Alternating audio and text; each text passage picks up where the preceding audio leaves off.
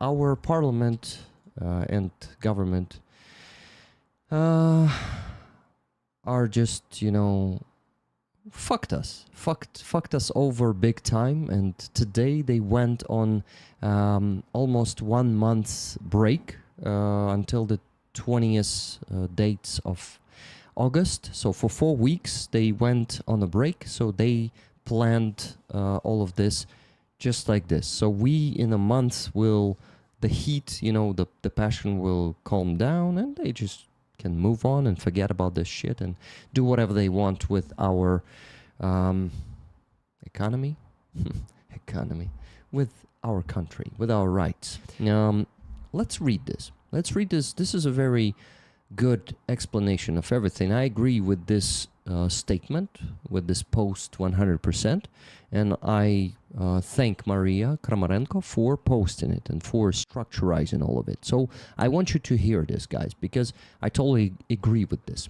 This is one mistake that's been made in this post, and unfortunately I don't think Mariia is capable of correcting it, because in the comments she was pointed out, someone pointed out, you see, ви, напевно, мали на увазі BEB, а не НАБУ тут.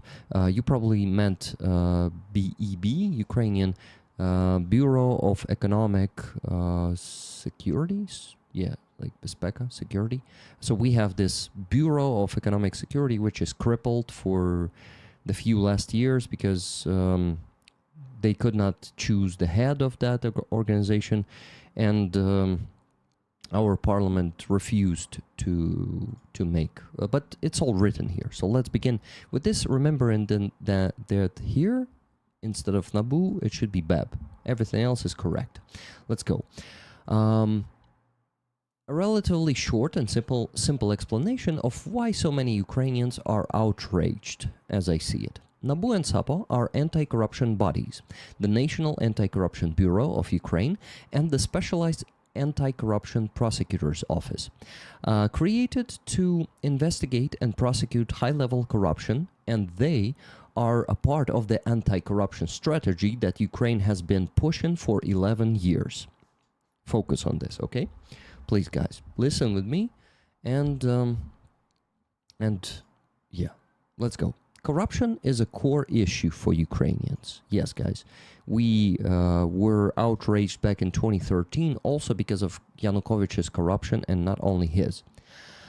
First, not long ago, the head of NABU, which is BEB here, guys, the head of BEB, the Bureau of Economic Security of Ukraine, was not appointed despite the candidate successfully passing the competition and all stages of the selection process, right?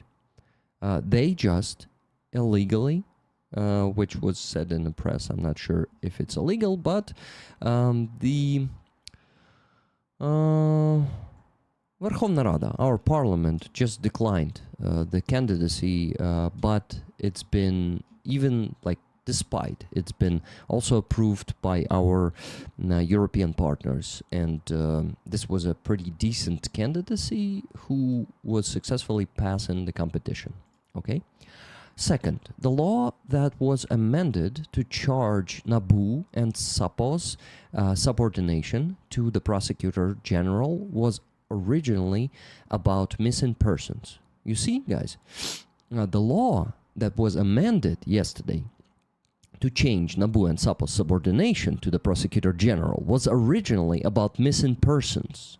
Yesterday morning, those amendments were added in violation of the parliamentary procedure. Moreover, the author of the amendments is Buzhansky, Maxim Buzhansky. Remember, he's schmuck. Yesterday, I've been showing it to you.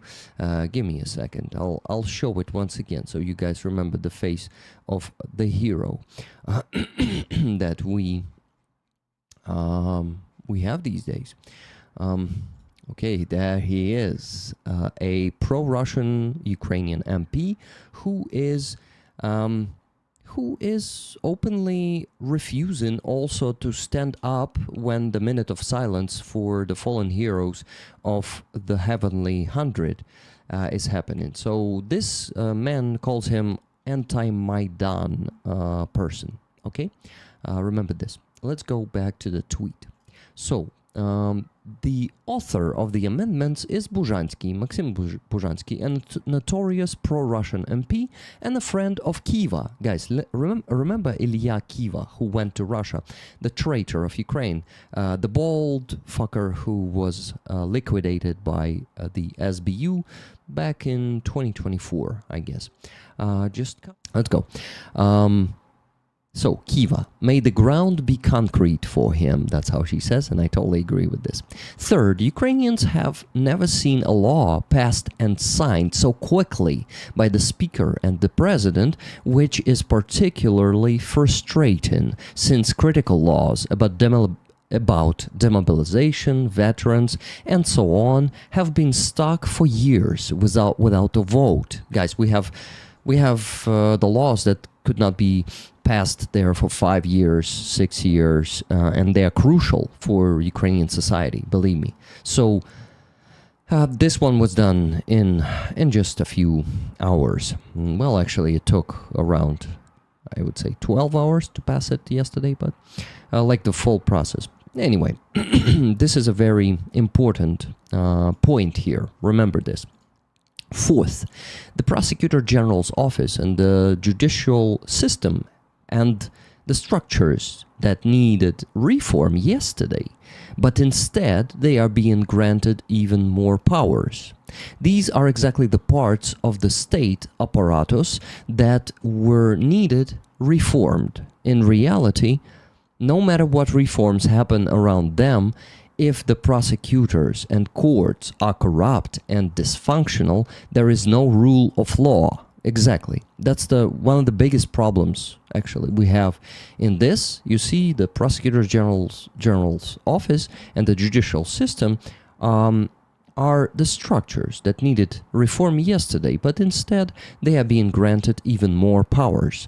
These are exactly the parts of the state apparatus that were never reformed. In reality, no matter what reforms happen around them, if the prosecutors and courts are corrupt and dysfunctional, there is no rule of law. And unfortunately, right now, they are corrupt and dysfunctional.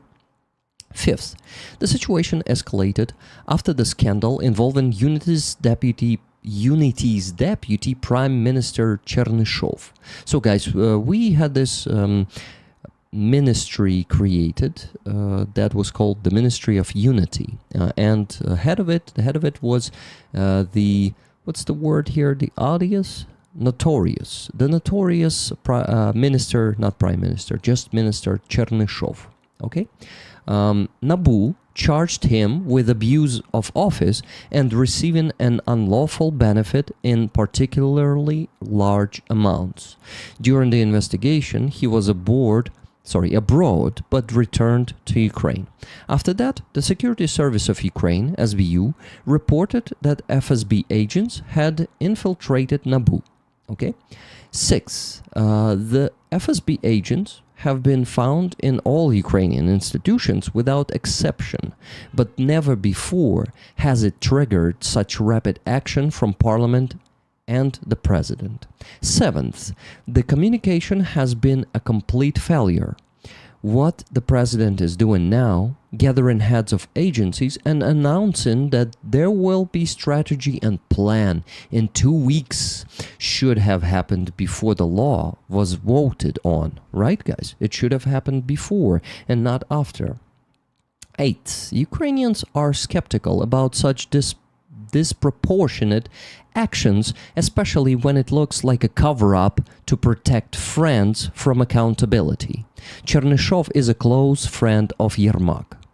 You see?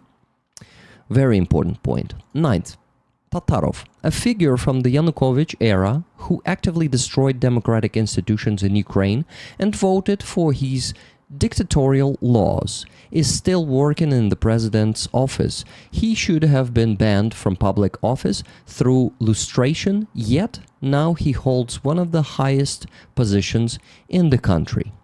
Once again, guys, Tatarov was Yanukovych's dog who was destroying Ukrainian institutions.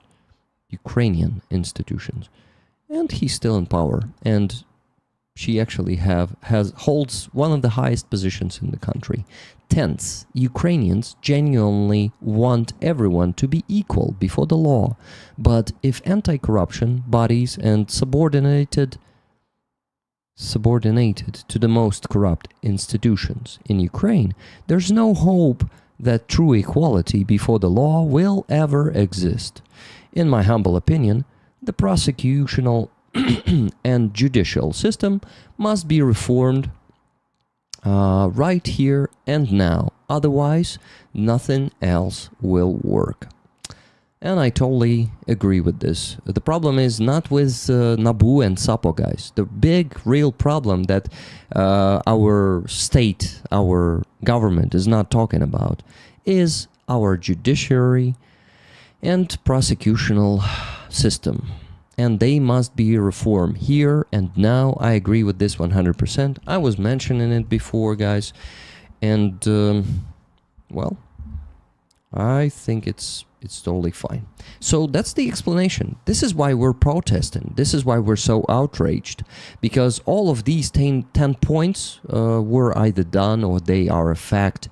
And no one is talking about this in the government. They just try to not divide, but how do you call this?